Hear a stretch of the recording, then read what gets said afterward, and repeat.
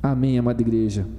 Eu peço que você, por favor, abra sua Bíblia no Evangelho de Mateus. Evangelho de Mateus, capítulo 26, verso 26.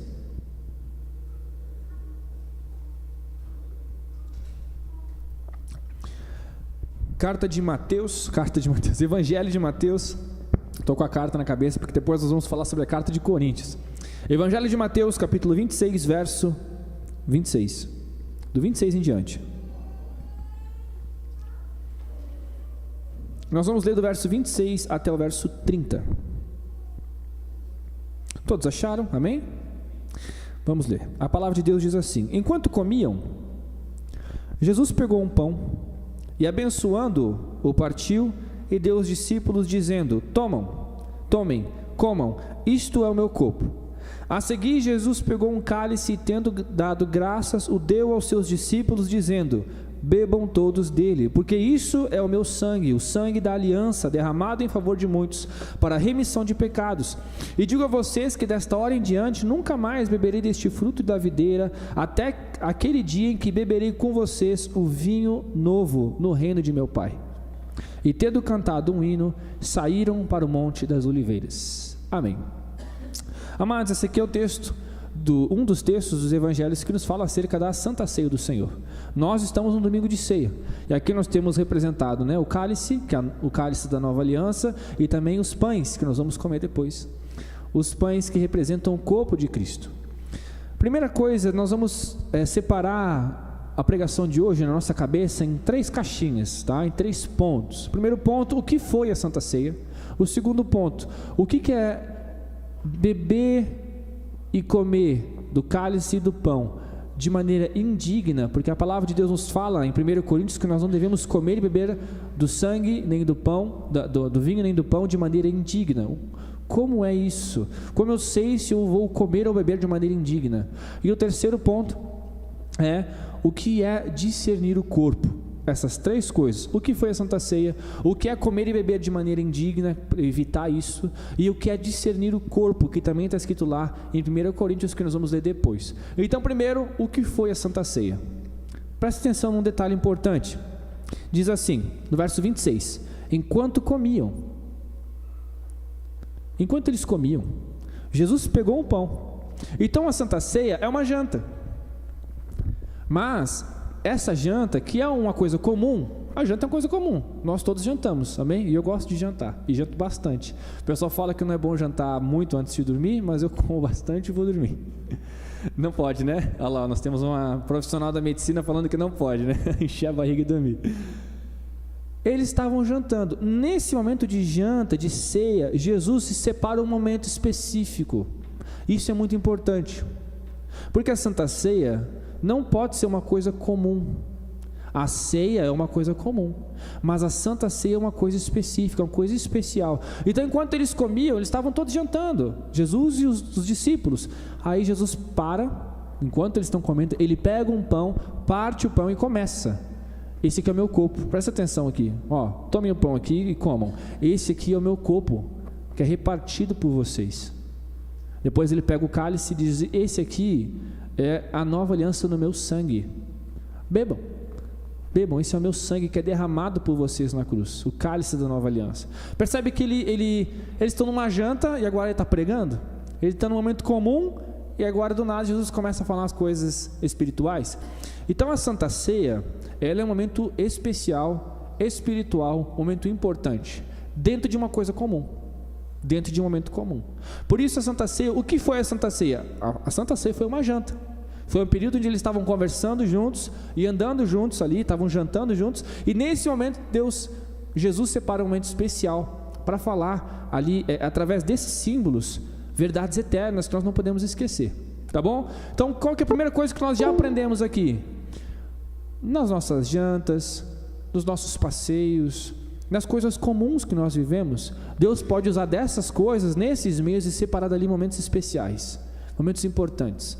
Quantas vezes eu fui ministrado, como na vez, por exemplo, onde eu estava almoçando na casa da Jô, lembra, Jô? Foi muito gostoso. Nós estávamos lá junto com a Vera. Quem mais estava lá? Estava o Davi, se eu não me engano estava o Natanaã, a Nilza também, o Carlos, né? Tava o seu filho, o Jota, o João, o Cadu, acho que estava também, né, Cadu? Você estava? Não? Cara, como foi bom. Na próxima você vai ter que estar, né, Cadu? Como foi bom, naqueles momentos simples, né? Um almoço é uma coisa simples do nosso dia a dia, todo mundo almoça aqui, mas como foi bom, a gente conversou, deu risada, vimos televisão, demos muita risada. Eu lembro até hoje do que o João falou uma coisa muito engraçada, a gente começou a rir, sem parar mais, foi muito legal. Dentro das coisas comuns do nosso dia a dia, Deus pode separar momentos muito especiais, tá? Essa é uma lição que a gente aprende aqui, e dentro desse culto nós temos todos os momentos pensados de maneira especial, mas que com o tempo pode acabar se tornando uma coisa comum se nós não prestarmos atenção. Já não reparou que todo primeiro domingo nós fazemos Santa Ceia? Isso não pode cair num rito, num costume repetido sem sentido, senão a gente começa a tornar uma coisa especial, uma coisa santa, uma coisa simplesmente comum ou desprezível. Jesus, ele para aquele momento simples e ele começa um momento especial, e aí o que acontece? Esse momento especial que Jesus começa com os discípulos, o texto nos fala somente que Jesus disse essas coisas. Pode ser que depois tenham vindo perguntas, tenham conversado mais, eles tenham começado a orar. Por quê? Olha o que está escrito no verso 30. E tendo cantado um hino, saíram para o Monte das Oliveiras. Então, eles estavam jantando, depois conversando, depois se tornou um momento especial da Santa Ceia, se tornou um momento onde Jesus, ele utiliza dos símbolos que estão à mesa para falar sobre o seu sacrifício, que ele faria por eles, e aí então eles param de comer, não sei se eles terminam de comer ou interrompem, provavelmente eles terminam de comer, continuam conversando sobre coisas espirituais, eles cantam um hino. Eu nunca tinha prestado muita atenção nessa parte. Jesus faz a Santa Ceia, Cadu, e depois que faz a Santa Ceia, todo mundo come lá, jantou, falou dos símbolos, eles vão cantar um hino. Qual hino é esse? O texto não fala qual hino, mas muito provavelmente foi um salmo. Muito provavelmente foi um dos 150 salmos. Por quê? Porque esses eram os hinos cantados, esse era o inário deles, os salmos, e eles eram todos judeus. Eles iam regularmente nas sinagogas, eles andavam junto no templo, iam até o templo, Jesus ensinava no templo, e é nesses lugares que se cantavam hinos, é nesse lugar que se salmodiava. Não sei qual foi o hino que eles cantaram, mas seria muito legal de saber qual foi a música que eles teriam cantado essa noite. Talvez eles teriam cantado o Salmo 23, o Senhor é meu pastor, nada me faltará. Talvez eles cantaram o Salmo 133, ó quão bom e agradável que andem juntos os irmãos. Talvez o Salmo 103, bendiga minha alma ao Senhor e tudo que é em mim bendiga o seu santo nome. Ou o Salmo 1, bem-aventurado aqueles que não andam no conselho dos ímpios, nem no caminho dos pecadores, nem na roda dos escarnecedores. Eles cantaram uma canção aqui. Agora, o que é interessante? A Santa Ceia foi uma janta que se tornou um momento especial, foi uma coisa comum que se tornou uma coisa muito importante, o momento que Jesus separou para falar sobre a coisa mais importante, o sacrifício dele por nós. Pensa que Jesus poderia ter usado qualquer coisa, eu já falei isso em outra pregação, qualquer coisa para simbolizar o seu sangue, o seu sofrimento, sei lá, ele poderia ter pegado, por exemplo, poderia ter pego um objeto de ouro, ter derretido esse objeto de ouro e ter falado, esse sou eu sou o Deus Todo-Poderoso, Santo e Perfeito, que estou me derramando, me derretendo, me desfazendo para salvar vocês. Poderia ter pegado coisas valiosas como ouro, poderia ter pegado exemplos muito grandes, como por exemplo, olhem as estrelas do céu, se é que vocês podem contar, pois o Pai em toda a sua sabedoria desceu do mais alto lugar para morrer por vocês. Mas sabe qual foi o exemplo que ele usou? Um pão. Qual que foi o elemento que ele usou? Um pão. Em outras palavras, se a gente estivesse almoçando ou jantando, ele pegar uma coxinha de frango. Já pensou? Ele falar assim, essa coxinha de frango, esse pão, essa coisa simples aqui, representa o que eu vou fazer por vocês. Então o que ele está falando aqui? Que tão importante quanto estar aqui no culto público, é importante que nós entendamos quão relevante é para o Senhor comer junto, estar junto. Sabe por que comer junto significa estar junto? Porque para o judeu, Robson, sentar na mesa com alguém significa aceitar aquela pessoa e ser um com ela. Eu estendo a mão para você, recebo você na minha casa porque você é uma pessoa quista, bem quista da minha família, então você pode comer na minha mesa. Isso significava comunhão, estar junto, andar junto. É isso que significava comer para os judeus. Por isso que muitos judeus se escandalizavam, fariseus se escandalizavam de Jesus falando, esse homem come e bebe com prostitutas, com cobradores de impostos, e ele diz que ele é santo. Eles comem, ele e seus discípulos comem sem lavar as mãos. e dizem que são santos. Por quê? Porque comer com alguém, comer é uma coisa muito significativa para o povo judeu. Então se lavavam as mãos, se colocavam uma boa roupa, se estendia uma boa mesa, todos, eles não podiam sentar porque eles não tinham cadeiras como nós. Sabe como é que era feita a refeição no tempo de Jesus? Acho que muitos já sabem, a gente até falou um pouco sobre isso. Eu vou fazer aqui, olha só, isso aí vai virar meme depois, eu vou fazer aqui, ó. Fazia assim, ó.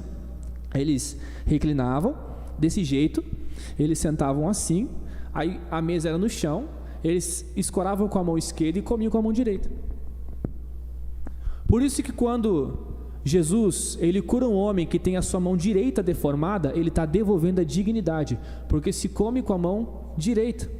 Se ele estava com a mão direita deformada, ele não podia comer com a mão direita, ele teria que comer com a mão esquerda. E a mão esquerda, para o povo oriental, é utilizada para mexer em coisas sujas. Então se pega a panela com a mão esquerda e se come com a mão direita. Então o homem que comia com a mão esquerda era um homem impuro. Jesus devolve toda a dignidade para o homem da mão ressequida, porque a mão curada foi a mão direita. Por isso que a Bíblia fala que naquele dia da ceia, João se recosta no peito de Jesus.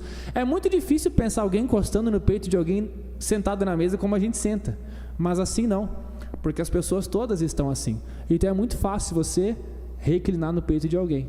E como era noite, podia estar com sono, podia estar cansado, tinha uma intimidade entre João e Jesus, então João ele recosta no peito de Jesus. Vê, o símbolo máximo do sacrifício de Jesus foi uma janta numa casa, foi uma coisa comum, foi uma coisa do dia a dia, foi andar junto, foi uma coisa de família.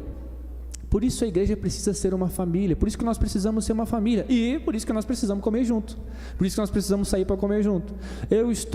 Eu confesso aqui para vocês, eu estou em débito com vocês, porque muitos aqui eu comecei a fazer visitas, logo que eu cheguei, logo começou o ano, eu comecei a fazer visitas, e eu amo visitar cada um de vocês, mas a correria do dia a dia, as dificuldades me impediram de vê-los com maior frequência.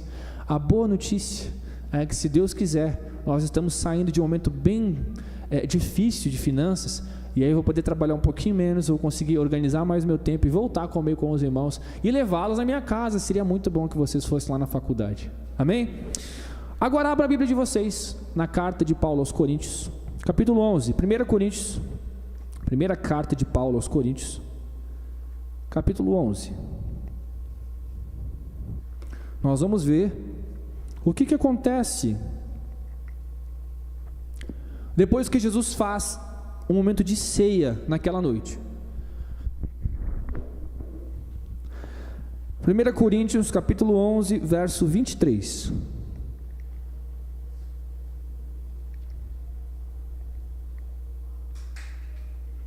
A palavra de Deus nos diz assim: porque eu recebi do Senhor o que eu também lhes entreguei, que o Senhor Jesus, na noite em que foi traído, pegou um pão, e tendo dado graças, o partiu e disse: este é o meu corpo que é dado por vocês, façam isso em memória de mim. Do mesmo modo, depois da ceia, pegou também o cálice, dizendo: este cálice é a nova aliança no meu sangue, façam isso todas as vezes que o beberem em memória de mim. Porque todas as vezes que comerem este pão e beberem o cálice, vocês anunciam a morte do Senhor, até que ele venha. Até aqui. Ainda então, dentro do ponto 1, o que foi a Santa Ceia? Foi uma janta, foi um momento de comunhão, um momento de amizade, um momento de família, um momento de estar junto, ser um com o outro, de comunidade, de ser amigos, que Jesus para, interrompe e utiliza daquele momento para fazer uma coisa maravilhosa: trazer elementos que simbolizavam o seu sacrifício e o seu sangue derramado.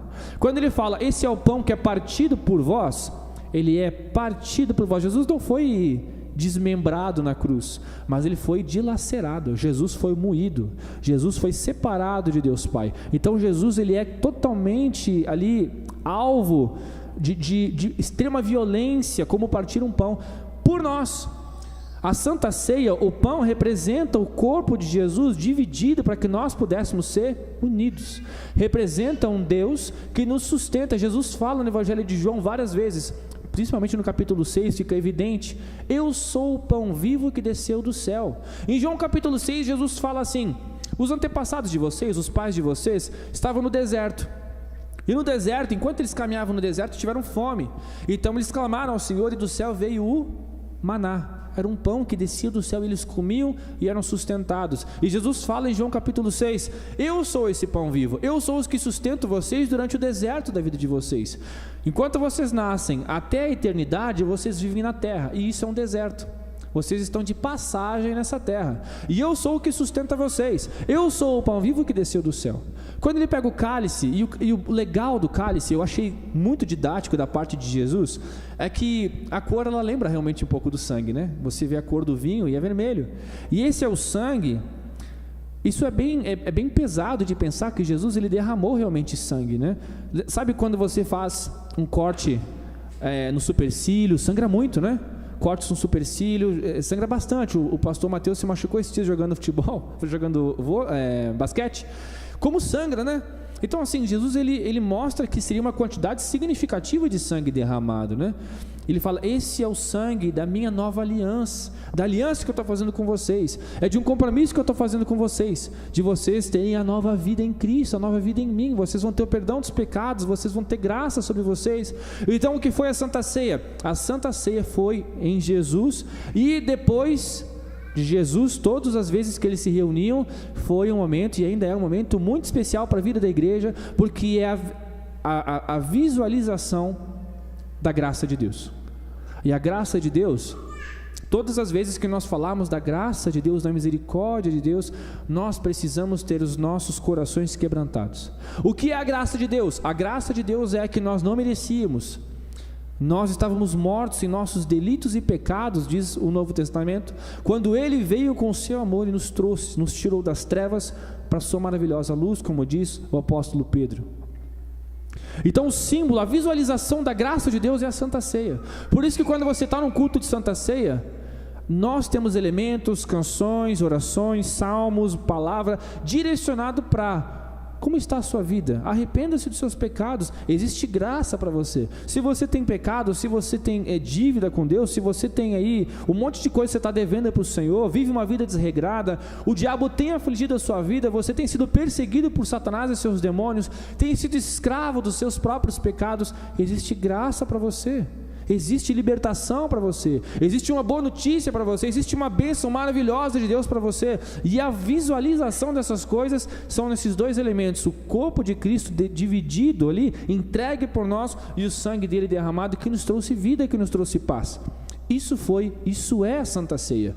A Santa Ceia não é um memorial somente, porque Jesus fala, né? Façam isso em memória de mim, todas as vezes que se reunirem, não apenas para ficar lembrando de Jesus, mas para não esquecer o que foi a graça de Deus, para não esquecer o sacrifício. E olha que interessante, a Santa Ceia foi feita na noite mais difícil da vida de Jesus, porque o texto fala, porque eu recebi do Senhor e que eu também vos entreguei, que Jesus Cristo, na noite em que foi traído, pegou o pão, partiu e disse, esse é meu corpo.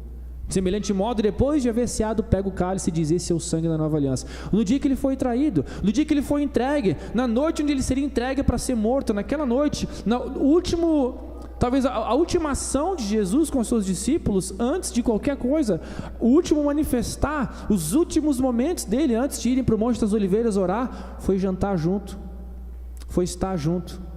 E ali daquela janta, daquele momento comum, Jesus fala, olha, eu quero que vocês entendam que eu sou o que sustenta vocês, e que se vocês me procurarem, se vocês me tiverem, se vocês me buscarem, eu vou sustentar vocês numa nova aliança, vou sustentar vocês para sempre, vocês nunca mais terão fome nem sede.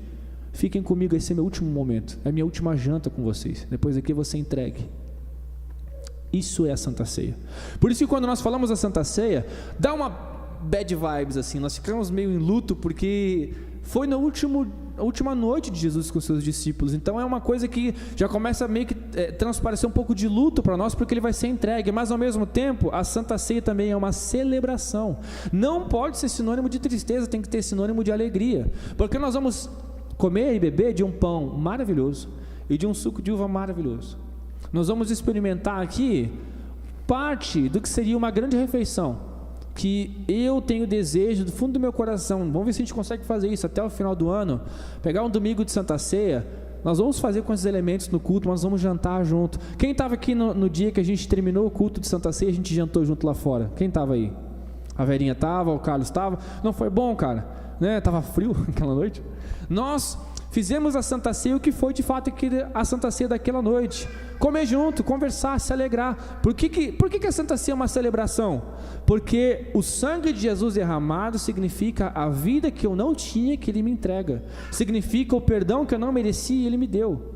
Por isso que quando nós comemos e bebemos, nós rimos, esculachamos, ridicularizamos a cara do diabo e seus demônios.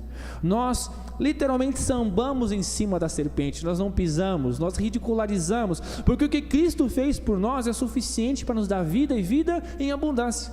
Por isso que a Santa Ceia tem que ser um momento alegre, ao mesmo tempo de contrição, custou o sangue do meu Deus, alegre, porque esse meu Deus que morreu ressuscitou. E porque Ele ressuscitou, nós podemos ressuscitar com Ele. Amém? Vamos seguir o texto agora para a gente pegar o segundo ponto. Diz assim, verso 26 ali, no capítulo 11 de 1 Coríntios, verso 26. Porque todas as vezes que comerem este pão e beberem o cálice, vocês anunciam a morte do Senhor até que Ele venha. Por isso, aquele que comeu o pão ou bebeu o cálice do Senhor indignamente, será réu do corpo e do sangue do Senhor. Até aqui. O que é comer e beber do corpo e do sangue indignamente? O que será que isso significa? Quem aqui é digno de comer e beber do sangue de Jesus? Quem é digno? Ninguém é digno. Ninguém é digno, né, dona Irani? Mas então como que Ele fala para a gente comer e beber de maneira digna, não indignamente? Porque ninguém merece, ninguém é digno. O que Ele está falando é o seguinte, é um paradoxo. Se você disser, eu sou digno, você não é digno. Mas se você disser, eu não sou digno, quem sou eu? Então você é digno. Porque Jesus procura pessoas quebrantadas. Jesus, Ele abre espaço para aqueles que entendem o seu sacrifício. E o seu sacrifício foi para os não dignos. Jesus disse, os doentes é que precisam de médico. Muitos que chegavam diante de Jesus e se achavam sãos, não estavam. Chega o jovem rico e fala assim, mestre, bom mestre, o que eu tenho que fazer para ser salvo? Aí Jesus disse, você sabe, né? A lei, amar a Deus sobre todas as coisas, amar o próximo como a ti mesmo. Dá a lei para ele. Qual é a resposta dele? Eu faço isso há muito tempo. Desde de moço eu faço isso. Aí Jesus fala o que para ele? Então você está salvo, é isso que Jesus fala? Não, porque a salvação não vem por obras para que ninguém se glorie, porque ninguém consegue cumprir a lei de maneira perfeita. Mas o jovem rico disse, eu faço. Aí Jesus disse, mas falta uma coisa, só uma coisa. Vende tudo que você tem, dá para os pobres e me segue. E o jovem rico saiu dali triste, porque possuía muitas propriedades, diz o texto. Se ele saiu triste porque tinha muitas propriedades, ele preferia as propriedades do que seguir Jesus, ele cumpre o primeiro mandamento? Amar a Deus sobre todas as coisas? Não, ele ama mais o dinheiro. Com essa pergunta de Jesus, ele mostra para o jovem rico que ele estava quebrando o primeiro mandamento e maior mandamento, amar a Deus, porque ele amava mais as suas riquezas. Muitos acham que nesse texto Jesus fala que você tem que ajudar os pobres, mas não é sobre isso. Jesus está falando, se livra das tuas riquezas e me segue. E para você não botar fora, dá para quem precisa, dá para os pobres, mas me segue. Não é sobre ajudar o próximo esse texto, é sobre amar a Deus com tudo que você tem, a ponto de entregar tudo que você tem. Portanto, toda vez que nós chegarmos diante de Deus e falarmos, nós somos dignos, não pequei essa semana, não, eu não sou tão mal quanto o meu irmão, eu errei muito, mas eu não errei tanto quanto o meu irmão, eu não sou perfeito, mas eu não mato, eu não roubo. Quantas vezes eu já ouvi isso? Fui falar de Jesus na rua, evangelizar, e aí, você conhece Jesus? Conhece, você vai à igreja? Não, mas eu não mato, eu não roubo. Como se fosse uma coisa assim, nossa, você é muito bom. Que bom, né? Porque se todo mundo andasse matando e roubando, eu não estava lascado. Toda vez que nós chegamos diante da Santa Ceia do Senhor, Ele fala assim, não, eu sei que eu tenho problemas, mas eu também tem coisas que eu sou bom. Você está comendo e bebendo indignamente. Porque só é digno da Santa Ceia do Senhor quem se diz indigno de participar da mesa do Senhor. Por isso que ele fala, se você entender o que está acontecendo aqui, é o sangue derramado pelo pecador e o corpo entregue pelos pecadores, Se você entender isso, você pode comer, porque você é um pecador. Mas se você disser que você é santo, que não tem pecado em você, João, se eu não me engano, acho que a 3ª carta de João nos fala: se dizemos que nós não temos pecado, mentimos-nos para nós mesmos e fazemos de Deus mentiroso. Então, o que é comer e beber indignamente? Não significa, qual que é a máxima ensinada hoje em dia, né? Eu já escutei muito isso: você não pode comer e beber da Santa Ceia em pecado, porque isso é comer e beber por o teu juízo, indignamente. O texto não fala isso. Se você está em pecado, você precisa comer da Santa Ceia. Você precisa dizer: Senhor, eu cometi erros, eu tenho pecados. Aí você vem e come da Santa Ceia? Não, falta uma coisa: arrependimento. Porque comer e beber da Santa Ceia significa o seguinte: eu pertenço a uma família, eu pertenço a uma mesa. Mesa é família. Quem aqui prepara? Eu preparo porque eu sou meio chato, né? Mas quem prepara uma mesa linda, bota tudo, velas, guardanapos e senta para comer sozinho? É difícil. Eu faço porque eu gosto de comer com tudo arrumado, eu faço. Mas eu confesso que muitas vezes quando eu estou sozinho, eu como um lanche, eu faço um pão. Quantas vezes eu comi em cima do computador, comi no sofá. Mas quando tem visita na minha casa, quando eu estou com meus pais, a gente prepara a mesa, estica a toalha, bota os pratos. Por quê? Porque é bom a gente comer junto em volta da mesa. A mesa significa estar junto. Então, se você fala assim: Deus, eu tenho pecados, eu não mereço, eu realmente sou pecador, corre para comer Santa Ceia. Eu quero me livrar desses pecados, Deus, eu quero me arrepender desses pecados. Gera arrependimento no meu coração. Eu quero deixar as minhas mentiras, eu quero deixar as minhas práticas pecaminosas, eu quero deixar a pornografia que me assola, o assédio que eu tanto faço, tanto para as mulheres quanto para os homens, porque as mulheres também podem assediar os homens. São pecados sexuais. Eu quero deixar a mentira, eu quero deixar a falta de verdade, eu quero deixar para trás, Deus, todas as vezes que eu escondo coisas, são os pecados da mentira, da ocultação. Você se livra deles. Deus, quantas vezes eu falei que vou fazer e não faço? Quantas vezes eu disse que eu ia ler tua palavra e não li? O pecado da preguiça, da procrastinação, você se livra deles. Deus, por favor, eu me arrependo dessas coisas. Essas coisas me fazem mal. Eu quero andar unido com a tua igreja. Talvez o pecado de muitos na nossa época cristã moderna: somos cristãos sem Cristo, somos cristãos sem igreja. Se diz parte do corpo de Cristo, mas não anda em unidade, não anda em corpo. São os famosos desigrejados. Isso não existe. Isso não existe. Comer na mesa do Senhor significa comer com os outros 11. Até Judas estava lá. Até Judas estava lá. Nós precisamos entender que nós somos um corpo, uma família, e nós vivemos juntos.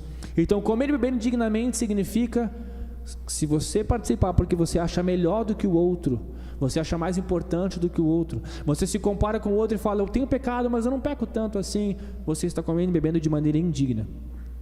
Porque aqueles que rejeitaram Jesus eram justamente aqueles que se diziam santos, puros. Mas aqueles que olhavam e diziam assim: afasta de mim porque eu sou pecador, eu não sou digno nem de desamarrar as tuas sandálias.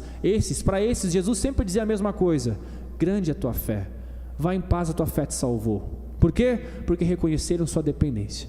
E por fim, olha o que diz o texto em seguida, verso 28: que cada um examine a si mesmo, e assim coma do pão e beba do cálice, pois quem come e bebe sem discernir o corpo, come e bebe juízo para si. O que significa discernir o corpo? Jesus está falando de que corpo aqui? Presta atenção no discernir o corpo, eu vou ler de novo. Pois quem come e bebe sem discernir o corpo, come e bebe juízo para si. Qual é o corpo de Cristo? A igreja. A igreja é o corpo de Cristo. O que significa comer e beber sem discernir o corpo? É comer da mesa, beber do cálice, mas não andar em unidade com os irmãos da fé. Isso é não discernir o corpo. Isso é não compreender o corpo. Isso é não amar o corpo. Nós precisamos, como igreja, entender que se nós estamos comendo e bebendo, ou seja, participando da aliança da salvação em Cristo, nós temos que andar juntos, perdoar uns aos outros, respeitar uns aos outros, amar uns aos outros. Nós somos uma família, nós somos uma igreja, e nós vamos aqui de maneira bem assim simbólica, com elementos, jantar junto, porque vai ser um pãozinho e um cálice, um suquinho de uva. É simbólico, mas que quando nós fizermos isso essa noite, isso represente uma verdade, que nós realmente queremos sentar e comer da mesma mesa. Eu quero, Robson, eu tenho o prazer de sentar e comer com você, cara. Eu tenho prazer. Natana, eu tenho prazer, cara. Falando de memes, mas eu tenho prazer, cara, de ir na Silva Romero lá comer um lanche com você, cara. Tenho prazer. Vera, eu tenho que experimentar tuas esfirras aí. Todo mundo fala que suas esfirras de carne são ótimas. Eu tenho prazer de ir na nossa casa, Vera. Tenho prazer. É isso que nós temos que ter essa noite. Vivi, eu lembro quando fui na sua casa, foram 2 vezes, foi muito bom. Falamos até das panelas, né? Eu tenho prazer de comer na sua casa, Vivi. Tenho prazer de estar com você. Viu, Gui? Tenho prazer de estar com você, cara, falando de história, de ciência. Eu tenho prazer. Como foi boa aquela costela, hein, Akira? Tenho prazer, cara, de comer com você, cara. Que nós possamos ter essa sensação essa noite, de ter o prazer de comer junto. Eu não posso falar na casa de todo mundo, senão vai ficar você desleal, porque eu não citei muitos nomes de pessoas que eu já comi junto, mas eu dei exemplos de pessoas que eu vi, e eu lembro de quando eu comi, de como foi bom de jantar com vocês, porque ali teve conversa, teve risada, teve proximidade. Sabe, quando a gente vai comer na casa de alguém, a gente enxerga como a pessoa é, como ela se organiza, as fragilidades dessa pessoa, como essa pessoa pensa, como ela se revela. Por quê? Porque você teve acesso ao íntimo.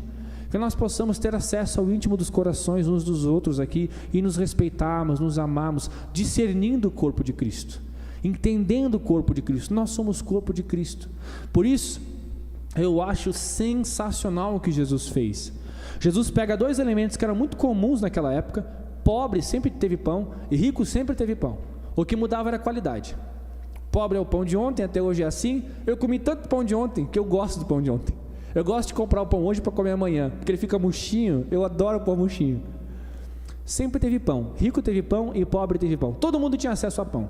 E o vinho também. Alguns de vinho de maior qualidade, outros vinho de péssima qualidade, mas todos tinham. Então Jesus pega 2 elementos naquele tempo, naquele contexto, que eram muito comuns.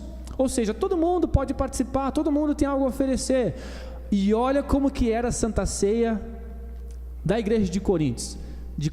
E eu gostaria muito que nós fizéssemos essa Santa Ceia, porque nós já fizemos a ceia exatamente assim, pastor Mateus, que eles fazem. Nós já fizemos algumas vezes aqui. Peraí que eu vou achar o texto.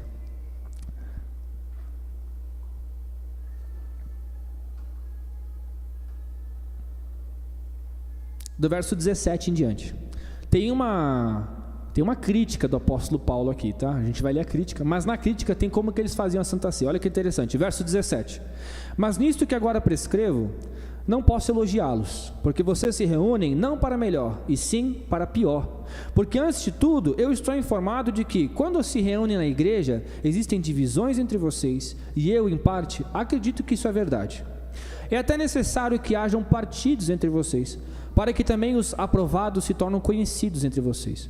Quando, pois, se reúnem no mesmo lugar, não é a ceia do Senhor que vocês comem, porque quando comem, cada um toma antecipadamente a sua própria ceia, enquanto um fica com fome e o outro fica embriagado. Será que vocês não têm casas onde possam comer e beber? Ou menosprezam a igreja de Deus, envergonham os que nada têm? Que posso dizer a vocês? Devo elogiá-los? Nisso certamente não. O que ele está falando aqui? Vocês trazem as coisas de casa para compartilhar, é isso que ele fala aqui. Só que vocês estão comendo a parte de vocês. Vocês comem sua própria ceia. E aí quem não tem nada, quem não trouxe nada para a mesa, que muitas vezes é meu caso, eu não trouxe nada para a mesa, apenas uma fome e uma sede, fica sem comer. Você vai com o teu pão, vai com o teu vinho, vai com o teu pedaço de cordeiro, você leva tudo lá na igreja, senta, come um monte, bebe um monte, até ficar tchuco, até ficar bêbado, que nem fala gaúcho. E aí, os que nada têm não podem comer, não podem beber.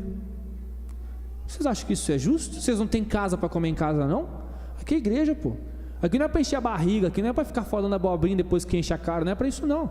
Aqui é para a gente comer e beber junto com uma família. Vocês ficam zombando quem não traz nada, quem não tem nada não come nada, quem chega mais tarde não tem nada para comer. Quem tem fome come em casa. Meu pai sempre usou esse texto para justificar não comprar McDonald's para mim. Pai, compra um Mac. Quem tem fome come em casa, ele falava, e não comprava. Sem vergonha. É que eu não tinha dinheiro, né? E ele me dava uma resposta bíblica. Tá com fome? Tô. Então come em casa. Ah, que saco, eu queria um Mac. Eu quero que a gente faça essa Santa Ceia, que a gente celebre com as coisas que a gente faz na nossa casa. Eu amo o bolo que a minha esposa faz. A minha esposa faz o melhor bolo de fubá. Ah, mas eu já comi um bolo de fubá melhor do que o da tua esposa. Não me interessa. Para mim, É o melhor bolo de fubá que eu já comi. E é maravilhoso, todo mundo que come gosta. Vamos fazer uma ceia onde ela traz o bolo de fubá? Amém? Amém, vai ter que fazer bolo de fubá, amor.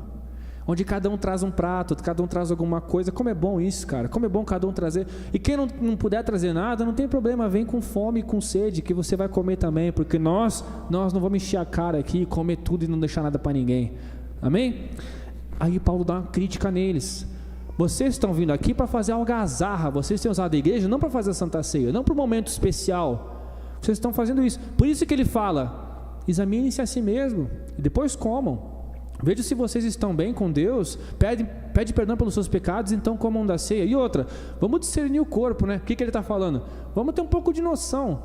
Vamos comer, encher a barriga aí, já que a Santa Ceia é um momento para a gente comer junto. Espera todo mundo chegar, vamos comer todo mundo junto. Uma coisa que eu amo que a Isabela faz é que quando eu faço janta, eu chamo ela, sento na mesa, sirvo o meu prato e aguardo ela chegar e vou comendo. E ela faz a janta, ela não come até que eu sente com ela. Então, poxa, toda vez que eu faço a janta, não, deixa eu esperar ela chegar.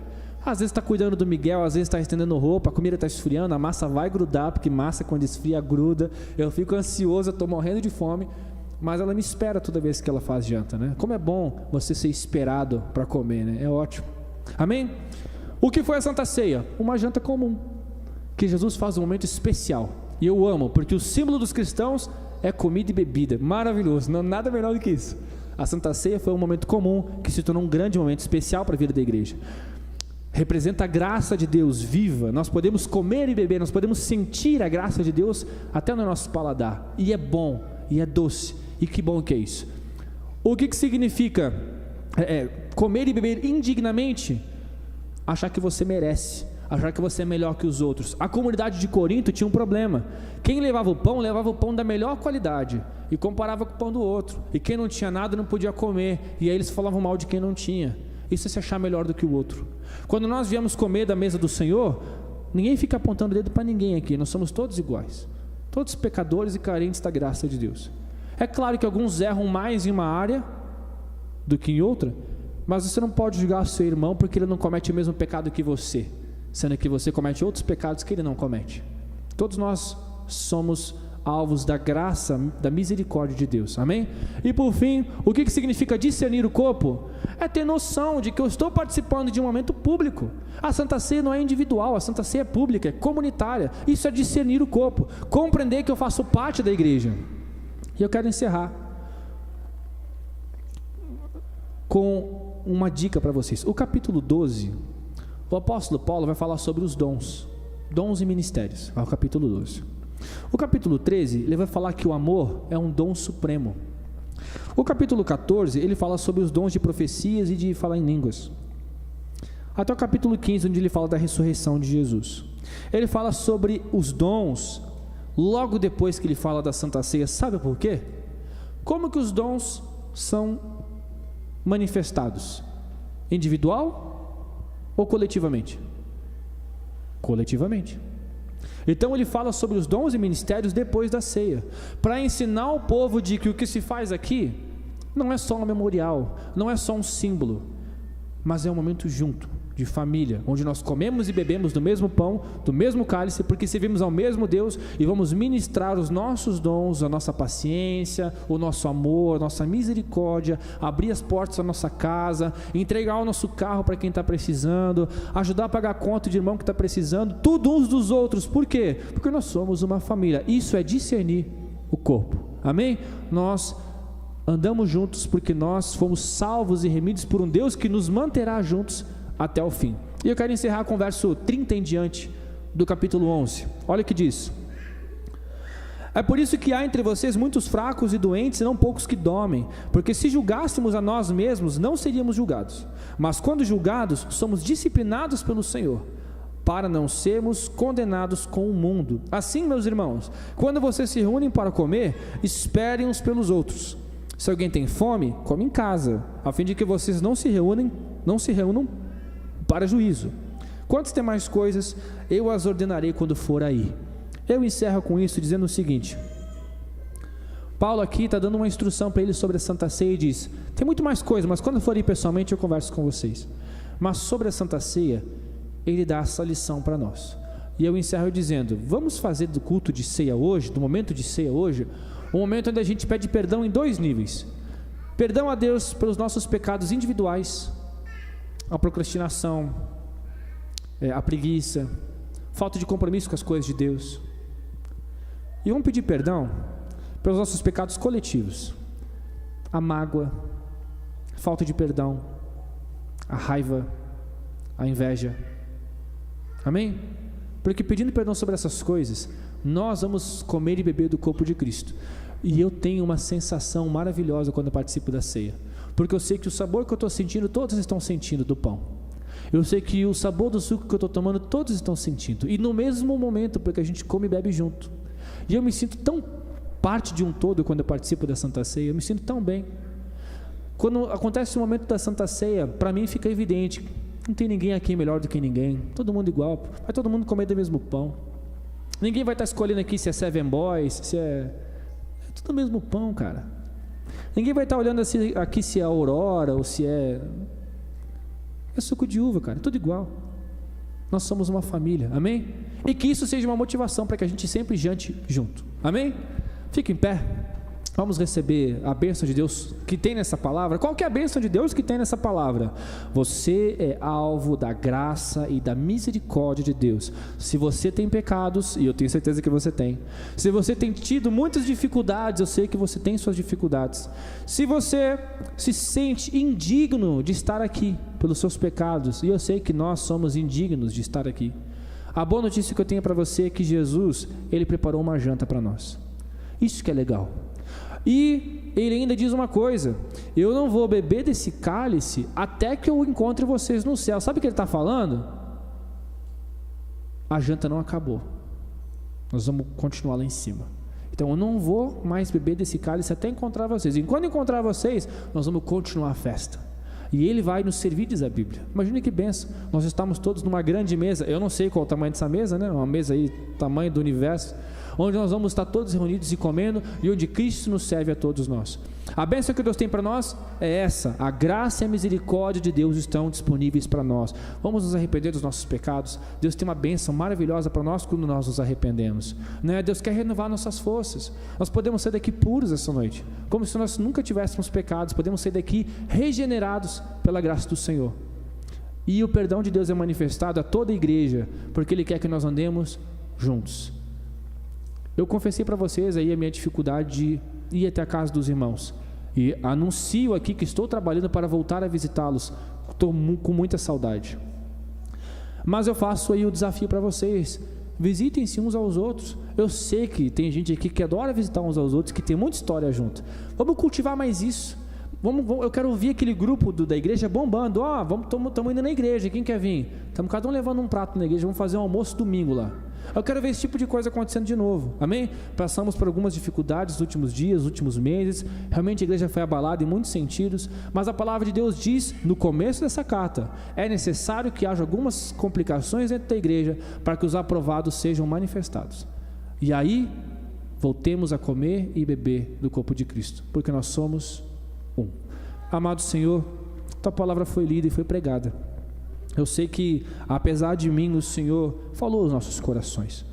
Pai, o Senhor foi incrível, foi sensacional, ao fazer de um momento tão simples, algo tão profundo, Senhor. Uma simples janta se tornou um símbolo de que nós somos uma família, que comemos e bebemos na mesma mesa, que temos tudo em comum. Tua palavra fala em Atos, logo nos primeiros capítulos, que os teus filhos, logo depois que tu voltou ao céu, Jesus, eles realmente continuaram comendo e bebendo junto, partindo pão de casa em casa. Eles continuavam fazendo isso, e nós queremos continuar, Senhor, não só como se fosse uma tradição, mas essa prática real, onde nós vamos de casa em casa partindo pão, se alegrando juntos, jantando juntos, comendo juntos, porque nós somos uma família, e porque nós amamos comer com uma família. Nós queremos receber a tua graça essa noite, Deus, tua misericórdia, e tua ministra sobre nós o perdão dos pecados. Nós já confessamos os nossos pecados no início desse culto, e nós sabemos que nós já fomos perdoados logo no início desse culto, mas nós queremos, Senhor, ter nesse momento a convicção racional de que nós fomos perdoados. Coloca no nosso coração o entendimento real de que nós estávamos perdidos e fomos encontrados, de que nós estávamos mortos e agora estamos vivos, Deus, que nós não esqueçamos essa verdade. E se tem alguém que está morto aqui essa noite, o Senhor é Deus que ressuscita os mortos. Então nós pedimos que a tua graça seja manifestada e ministrada no coração da tua igreja. Aqueles que têm mágoa, que não tenham mais mágoa em nome de Jesus. Aqueles que têm depressão, que sejam libertos da depressão em nome de Jesus. Aqueles que têm tristeza, que sejam alegres em nome de Jesus. Aqueles que têm dificuldades financeiras, que recebam o sustento de cada dia, o pão de cada dia, em nome de Jesus. Aqueles que têm alguma doença, alguma limitação, que recebam a cura agora em nome de Jesus, porque a tua graça, a tua misericórdia sobre a nossa vida, não porque merecemos, mas porque indignos, nos tornamos dignos pelos méritos de Cristo de participar da ceia. E eu te agradeço por isso, Jesus.